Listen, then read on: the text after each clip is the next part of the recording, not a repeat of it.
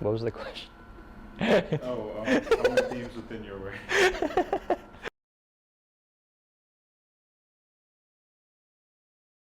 My name is Brennan, and I'm from Jacksonville. I've been working on stuff for a really long time, but I didn't start taking it super seriously until when COVID happened, and then I kind of tightened up and was like, okay, like this is what I want to be doing for a long time. So I've just been working hard on trying to make it more sustainable and more of a practice that I can live off of. Growing up in Riverside was cool. It felt like kind of lost in time because I could still like ride my bikes to my friends' houses and stuff and go to the park. Spend a pretty good amount of time outside, but also spend a good amount of time inside just like playing games and doing normal kid stuff. So I first started being more interested in two-dimensional work, so painting and drawing. And it wasn't until university that I kind of branched out into sculpture.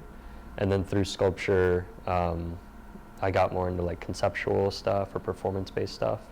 And that's where my work is more sitting now.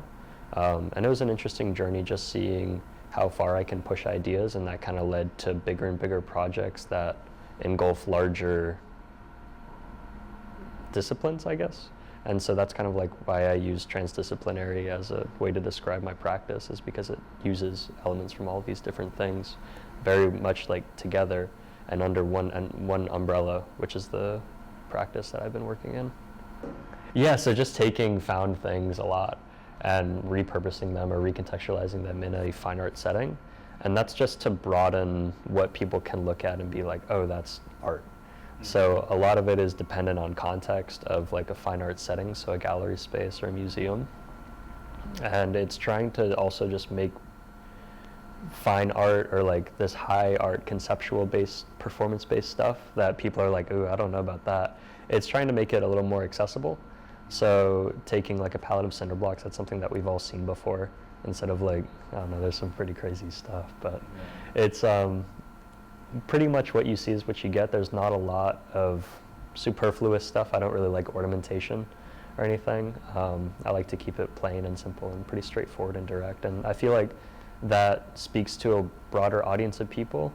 I do really like the process, and I like documenting that process and recording that process and saying that that process is just as important and equivalent as a finished piece or finished object or whatever. The last thing that I worked on was the piece 1 ton, which is the hanging palette of cinder blocks in there, and that was conceptualized like months and months ago, and it just had to go through a rigorous process of getting through bureaucratic nonsense because it is kind of dangerous. So it's really nice to see that piece realized and seeing it actually installed and done.